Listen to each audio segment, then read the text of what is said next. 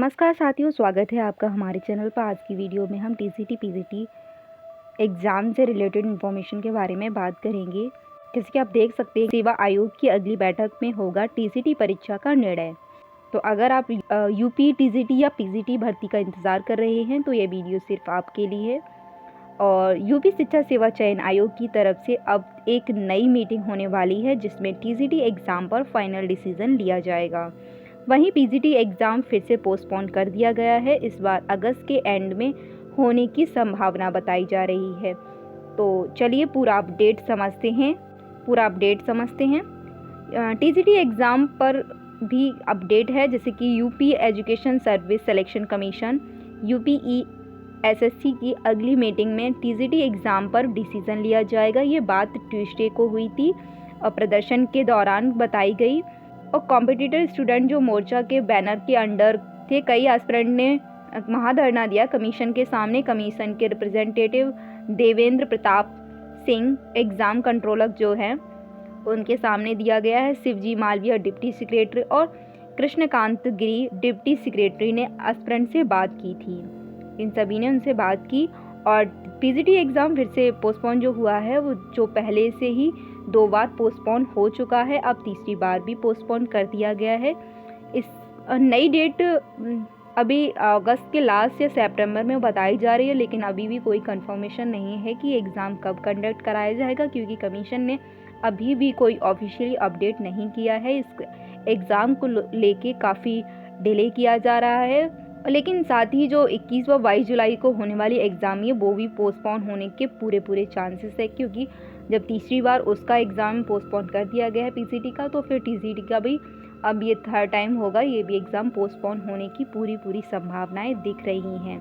अगर नई भर्ती के एडवर्टाइजमेंट के बारे में कहा गया है कि जब से स्टूडेंट ने टीजीटी पीजीटी के लिए नए एडवर्टाइजमेंट के बारे में सवाल किया तो ऑफिशियली नहीं बताया, लेकिन नया पोर्टल भी अभी जो पर्सनल डिपार्टमेंट कार्मिक विभाग के द्वारा बनवाया जा रहा है। इस पोर्टल पर डिपार्टमेंट अपने ई अध्याचन ऑनलाइन भेजेगा। इसमें तकरीबन 1 महीने का समय लग सकता है।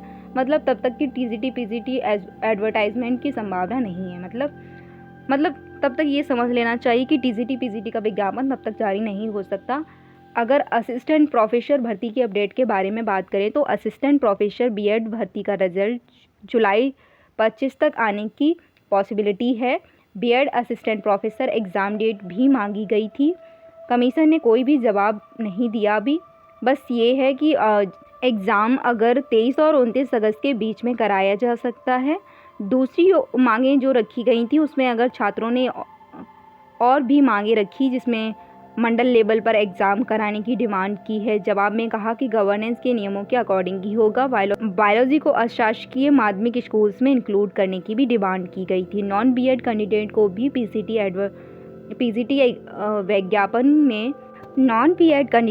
पीजीटी के विज्ञापन में अवसर देना होगा। टेक्निकल आर्ट वाले लोगों को कंसीडर भी करने की डिमांड की गई है। इन सभी में कमीशन ने कहा है कि ये फैसले स्टेट गवर्नमेंट लेवल पर ही लिए जा सकते हैं। हम आपकी बात को शासन तक पहुंचाएंगे, ऐसा कमीशन ने कहा है। धरना करने वाले छात्रों के 6 सदस्यीय प्रतिनिधि मंडल में प्रतियोगी छात्र मोर्चा के अध्यक्ष विक्की खान समेत कृपा शंकर, निरंकारी डॉक्टर सृष्टि सिंह, विवेक मिश्रा, रमेश कुमार और रोहित आदि शामिल थे। तो अभी के लिए टीजीटी एग्ज़ाम की फाइनल डिसीजन अगली मीटिंग में ही आ पाएगा। पीजीटी एग्ज़ाम अगस्त के एंड में एक्सपेक्टेड है और नए विज्ञापन के लिए हमें नए पोर्टल के लॉन्च होने का वेट करना होगा। लखनऊ से एक बड़ी अपडेट आ रही है, जिसपे 445 प्राइमरी और अपर प्राइमरी स्कूल्स के मर्जर होने की बात कही जा रही है। ये वो स्कूल्स हैं जहां 50 या उससे कम स्टूडेंट्स के कम एडमिशन है, लेकिन फैसले का टीचर्स यूनियन ने जोर से विरोध किया है और वो कह रहे हैं कि धरना भी दिया जाएगा। इस वीडियो में आपको मर्जर का पूरा रीज़न, किस ब्लॉक में कितने स्कूल्स इम्पैक्ट में हैं, टीचर्स का रिएक्शन क्या था, सरकारी पोजीशंस क्या हैं। तो चलिए शुरू से समझते हैं इस बात को कि लखनऊ डिस्ट्रिक्ट में बेसिक शिक्षा विभाग ने स्कूल्स की लिस्ट बनाई है, जिसमें 50 या उससे कम जो बच्चे स्कूल्स में पढ़ रहे हैं ऐसे टोटल कम से कम 445 स्कूल्स हैं जिसको आसपास के स्कूल्स में मर्जर किया जाएगा।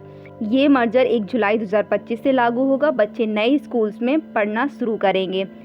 अगर बात करें तो बेसिक शिक्षा के चीफ सेक्रेटरी श्री दीपक कुमार ने इसके लिए ऑफिशियल नोटिफिकेशन 24 जून को इशू कर दिया था। बीएससी रामदेव प्रवेश ने रूरल और नगर क्षेत्र के स्कूल्स की लिस्ट बनवा कर भेज दी है। मतलब ग्रामीण और शहरी क्षेत्रों की लिस्ट भी बनाकर भेज दी गई है। ब्लॉक वाइज सिर्फ बीकेटी ब्लॉक ने ही 64 स्कूल्स की लिस्ट भेजी है। ब्लॉक एजुकेशन ऑफिसर बीईओ ने से पूछा गया है कि जो पास के स्कूल्स में कितनी दूरी है और क्या बीच में कोई नदी, नाला, रेलवे लाइन या हाईवे तो नहीं है। नए स्कूल्स में टीचर, शिक्षा मित्र, अनुदेशक और रूम्स की अवेलेबिलिटी है या नहीं, इन सब के बारे में भी जानकारी ली गई है। और शिक्षक संगठन ने भी इसका काफ़ी विरोध किया है मर्जर को लेकर। उनका कहना है कि एक तरीके से स्कूल बंद करने का नया फॉर्मूला अप्लाई किया जा रहा है। ये राइट टू एजुकेशन आरटीआई के बिल्कुल खिलाफ है।